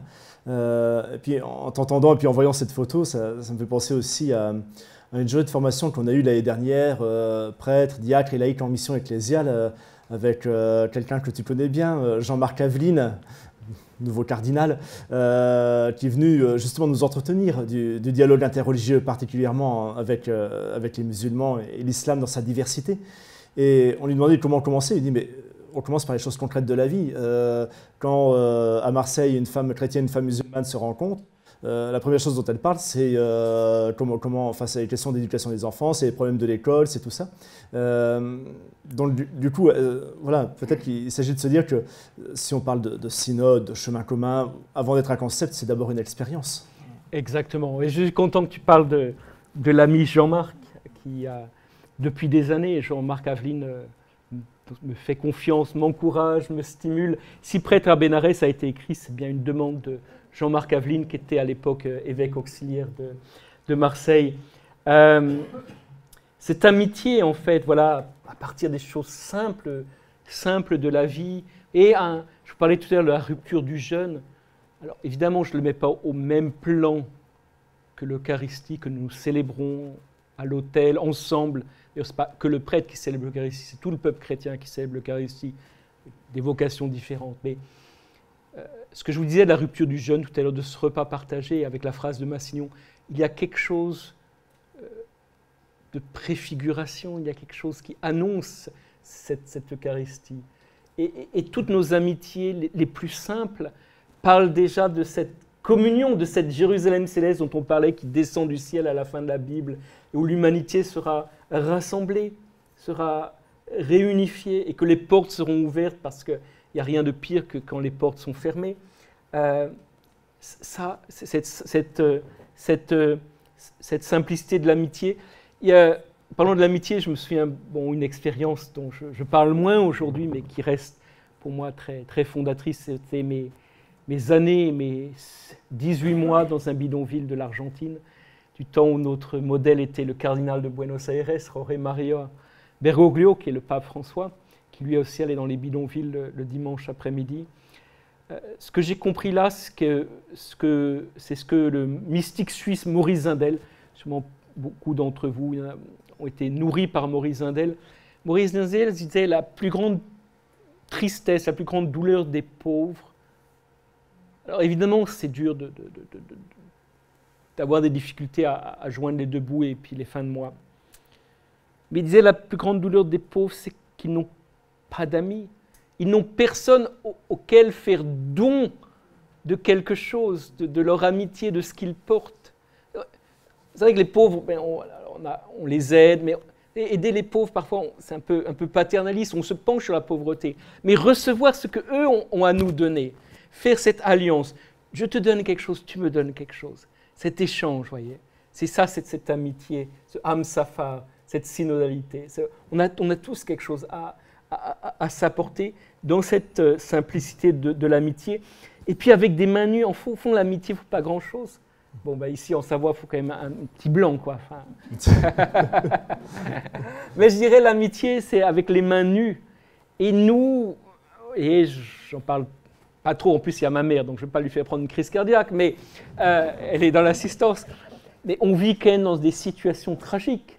On vit dans des poudrières politiques, ça peut sauter d'un moment ou d'un autre, Bénarès.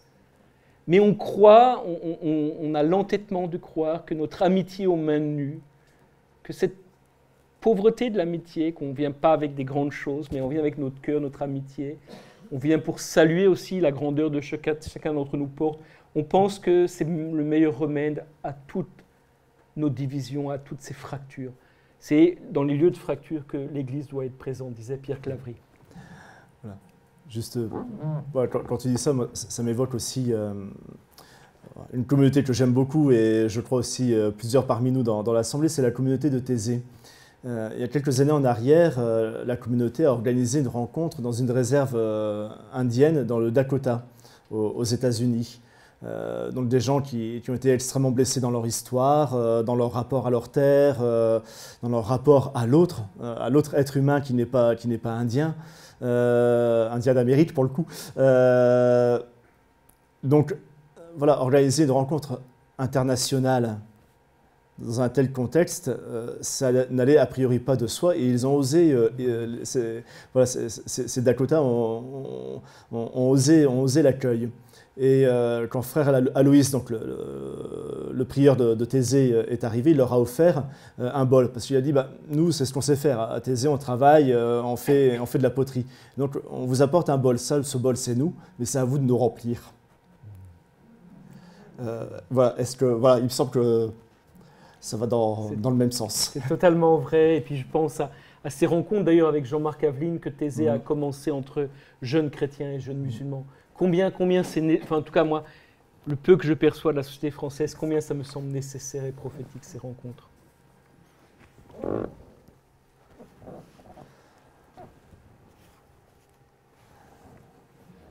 Voilà, on parlait d'amitié aux mains nues.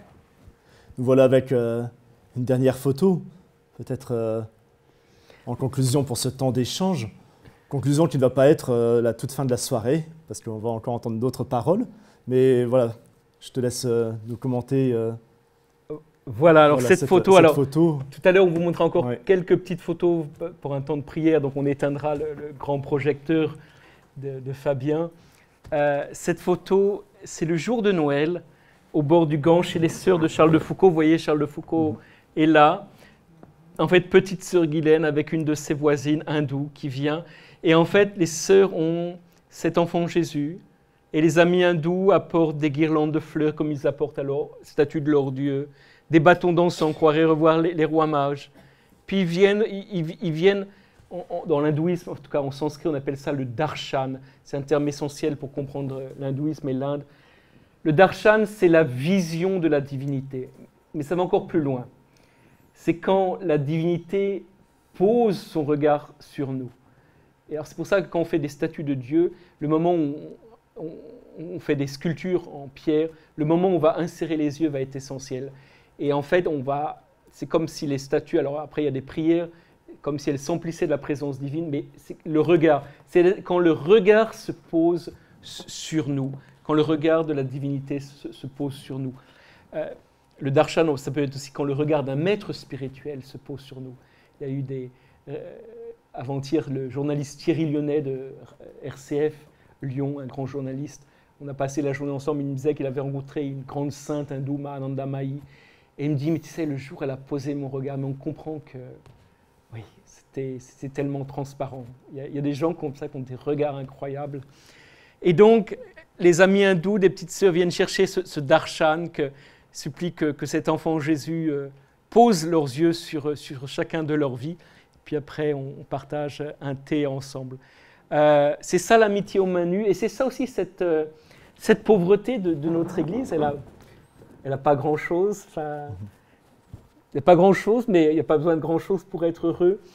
Et souvent, parce que maintenant, ça fait bien des années que j'ai quitté la France, mais quand j'écoute, puis quand ça m'arrive de revenir en France, j'aime bien d'abord revoir les confrères prêtres, revoir les amis. Je dis les confrères prêtres parce moi j'ai une façon de vivre le sacerdoce qui est un petit peu particulière, je ne suis pas en paroisse.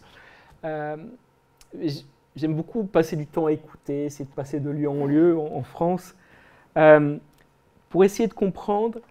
Et souvent, je me dis, au fond, mon expérience de Bénarès me montre qu'il ne faut pas avoir peur de la pauvreté, de la faiblesse des moyens. Vous savez, c'est sûr que la France, il y avait des églises qui étaient dans toutes les 36 000 communes. Il y avait, oui, enfin, c'était quand? Parce que quand je lis Mon chemin dans les années 30, ça allait déjà pas si bien que ça. Hein. J'ai l'impression que la crise, elle est perpétuelle. Mais de ne pas avoir peur de cette pauvreté. C'est peut-être ça, ce message que je voudrais vous apporter depuis l'église de Bénarès et votre église de Savoie. Du moment qu'on soit pétri de cette flamme, de cette nouveauté de l'évangile, qu'on ait un peu cette grâce de l'amitié, alors tout est possible. Et puis, quand on a préparé, j'ai noté simplement cette phrase. Voilà, à propos de la grâce de la pauvreté, quand on part en pèlerinage, on en prend le moins possible avec soi, on n'emportera que l'amitié. Ça, c'est bien vrai. Ça, c'est bien vrai, surtout. Je fais des... Alors déjà, quand je rentre en France, ou en Inde, de France en Inde, il y a le poids de la valise, mais quand je fais du trekking, il faut que je fasse attention. C'est vrai qu'on part en pèlerinage, on se dépouille. Mais ce qui est important, c'est qu'on marche ensemble. Quand on parle aux sources du Gange, là, on va ensemble, en fait. Et à cette grâce de l'amitié. Au fond, on n'aura pas besoin de mettre grand-chose dans le sac, mais cette grâce du cheminer ensemble, du Ham Safar. On est des compagnons de route. On est des compagnons de route. C'est une belle image pour l'Église, être compagnon de route, non seulement des chrétiens, bien sûr, il faut nourrir les chrétiens, mais compagnon de route d'une société, quand bien même cette société nous crache dessus, enfin je ne sais pas, mais ou nous critique, ou n'est pas chrétienne, ou n'est pas comme on voudrait, mais les accompagner. Mon père spirituel, Robert Scholtus, fait un travail magnifique à Metz, où est maintenant Monseigneur Ballot, avec les artistes. Et ce compagnonnage avec les artistes qui sont des gens, c'est vraiment pas des enfants de cœur, hein, mais qui, pour la plupart, pas pour tous, mais qui cherchent la beauté, qui cherchent à se dépasser. Là, ce temps-ci, je lis les mémoires de Lionel Terret, les alpinistes. Quelle grandeur, quand même. Et on voudrait nous, les chrétiens, être des compagnons de route de toute cette humanité, sans exception, et des plus pauvres, bien entendu.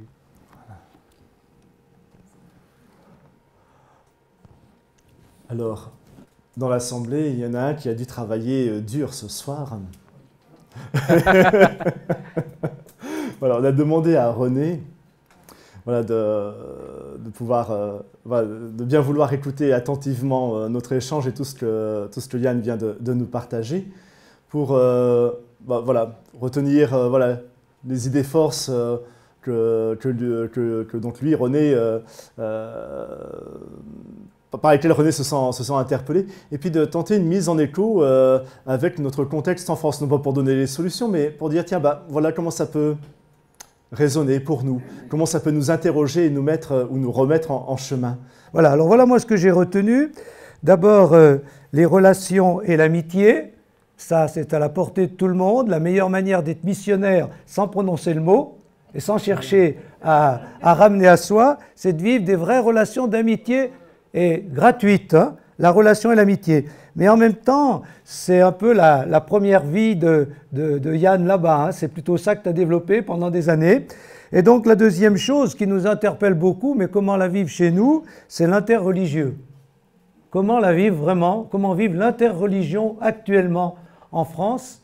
Et est-ce qu'il y a vraiment des instances peut-être il y a quelques instances, mais je ne les connais pas beaucoup moins, mais ça c'est vraiment avec vraiment un travail de partage où on peut faire lire nos textes par exemple les musulmans lisent l'Évangile, nous lire le Coran, je ne sais pas ce que tu nous as dit, moi ça m'a beaucoup interpellé, hein, parce que jamais j'ai bien fait ça, hein, voilà, j'ai lu plus ou moins, mais jamais, tellement. Bon, l'autre chose que j'ai remarqué, c'est cette communion que vous essayez de réaliser entre les sensibilités spirituelles différentes. Hein. Cette communion, le mot communion est revenu souvent. Et aussi, ce qui m'a beaucoup interpellé, c'est que tu as dit que l'Église pouvait être un lieu pour créer une communion entre les sensibilités spirituelles et aussi les sensibilités sociales, les différences sociales. Comment en France, peut-être saisir cette occasion d'une église qui peut rassembler des gens qui qui sont plutôt opposés ou trop différents, mais nous, on a peut-être cette chance, parce que c'est un peu notre habitude. Bon. Alors, créer des lieux de communion entre les sensibilités religieuses différentes ou les sensibilités sociales différentes, ça m'interpelle beaucoup. Puis j'ai beaucoup aimé l'expression « aimer un peuple ». Ça, c'est vraiment à la portée de tout le monde. Et moi, je pense à beaucoup de curés ou de prêtres, je dis, mais qui n'ont pas l'impression d'aimer les gens. Ils sont ci, ils sont là, ils font pas ci, ils font pas là. Mais d'abord, est-ce que vous aimez les gens vers qui vous êtes envoyés? Hein? Voilà. Et bien ça, c'est très important, que peu importe si on est engagé dans la liturgie, la pastorale ou la catéchèse, mais est-ce qu'on aime les gens ou on essaye de rendre des services religieux? Ça, je trouve que c'est bien. Et puis j'ai beaucoup aimé l'émulation de sainteté. Hein? C'est toi qui... Voilà, mais oui, ça j'ai beaucoup aimé. Mais je pense que là, tu ne l'as pas trop développé, mais à d'autres occasions, quand on parle, tu le développes. C'est vraiment, pour moi, tu m'en avais parlé, mais je crois que tu m'avais dit un jour que tu aimerais que le futur pape soit plus quelqu'un qui fasse le lien entre les courants spirituels. Un pape, autant le pape d'aujourd'hui est social, ouvert aux pauvres, aux migrants, autant tu aimerais qu'à l'avenir, il y ait ça, et moi personnellement aussi, c'est ce que je souhaiterais, c'est-à-dire qu'on essaye de faire le lien entre les courants spirituels. Tu n'en as pas beaucoup parlé ce soir, hein, même la méditation, le bouddhisme, tout ça, donc tu n'en as pas parlé du bouddhisme, hein, parce qu'il avait organisé un voyage, il a voulu que j'y aille sur les pas de Bouddha. Là, aujourd'hui, du bouddhisme, on n'a pas trop entendu. Hein. Mais tous les grands courants spirituels, et qui marquent quand même les Français, donc les grands courants spirituels d'aujourd'hui, parce qu'on dit qu'il y a une soif spirituelle dans notre société, et les gens vont étancher leur soif dans toutes sortes de lieux, et donc ce serait bien que, voilà, l'émulation de sainteté ou de spiritualité, je trouve que c'est quelque chose qu'il faut vraiment développer. Alors, devenir des ponts pour nous chrétiens dans les lieux de fracture, il y en a de plus en plus en France, ça aussi c'est quelque chose. Mais alors comment? Ça c'est des vraies questions. L'ouverture sur d'autres, j'ai beaucoup aimé ça aussi, l'ouverture sur les autres, sur d'autres que nous pousse à retourner vers l'essentiel, le Christ. Hein. Plus on s'ouvre sur d'autres qui sont différents, plus ça nous oblige à nous recentrer sur l'essentiel, et pour nous l'essentiel c'est le Christ. Puis écouter, alors ça tu as beaucoup insisté aussi, écouter les personnes, écouter le monde, écouter. Alors le grand débat entre la liberté intérieure et le nous, ça je crois que vous l'avez bien entendu aussi, en plus avec une grande envolée pour enraciner tout ça dans la Trinité. Alors là, parler de choses très concrètes comme les relations avec les autres, et puis parler de l'Inde où il n'y a pas trop de je, plutôt du nous, et nous plutôt trop de je parce que c'est l'individualisme, mais tout ça devrait nous inviter à nous ressourcer auprès de la Trinité où il y a une parfaite harmonie, hein, un parfait jeu entre le je et le nous. Bon voilà, hein. Mais la liberté intérieure, et ça j'ai vu je crois que tu fais aussi allusion à des choses qu'on voit un peu en France avec un retour vers l'identitaire où hein, il y a un peu la liberté intérieure et puis le groupe on pense comme le groupe. Hein, ça, je crois qu'il y a des conséquences chez nous. Les dangers du fondamentalisme, ça, hein, tout le monde est au courant, tu l'as bien redit. Cheminer avec en écossant les petits pois. Voilà, une nouvelle manière de vivre le synode. Hein. Bon, il y a tellement de petites choses à faire ensemble. Si c'est comme ça que ça commence, le synode, eh bien, on peut tous le vivre. Voilà. Et puis la grâce de la pauvreté, ça c'est notre situation. Hein. On va vers une église beaucoup plus pauvre, qui était bien puissante avant. Moi j'ai retenu ça aussi, la grâce de la pauvreté. Alors voilà, c'est déjà pas mal, parce que j'en ai déjà retiré beaucoup, mais les gens, vous avez peut-être retiré d'autres choses. Je ne sais pas si c'est comme ça que les gens doivent réagir maintenant. Mais tout ça, moi, j'ai bien essayé de voir ce qu'on pouvait vivre. Hein. Ça, je crois que c'est vraiment... Alors, il y a des choses qu'on vit déjà, mais il y en a d'autres qui m'interpellent beaucoup, hein, comme la communion, comme l'interreligieux, voilà, le lien, faire la communion entre les sensibilités sociales ou religieuses, ou être des ponts dans les lieux de fracture, tout ça, ben, bon. Mais ça interpelle beaucoup. Merci. Merci beaucoup René, merci. C'est c'est pas pour rien que le pape a mis un peu sur le piédestal, enfin, en lumière l'église de Marseille. Marseille, toute la planète est là, toutes les religions sont là. Et je pense que Marseille peut dire beaucoup pour la société française. Je pense qu'il y a un passage dans la société française. Moi, je ne suis pas anti-gaulois, je suis gaulois. Enfin, non, les Savoyards, on n'est pas. On est gaulois, non? À l'Aubroge. On est à l'Aubroge. Oui, mais la France, on ne peut pas imaginer que la France aujourd'hui, c'est une histoire de Gaulois, de Blancs. La France, elle est plurielle. Chaque fois que je viens en France, je vais chez mon copain Étienne Guillet, le curé de Trappes, la ville la plus radicalisée de France. Tout le monde a son passeport français, mais il y a 46 nationalités. Et Marseille vit cela, et je crois que Marseille va aider la France, parce qu'il faut aider aussi la société française.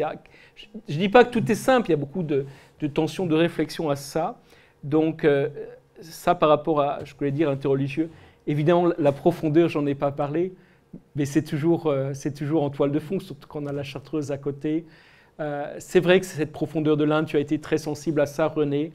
Et cette église pauvre, c'est aussi une église, vous savez, l'exergue, j'aime les phrases qui commencent, que je mets toujours une citation au début de mes livres, une citation que je prends à un auteur.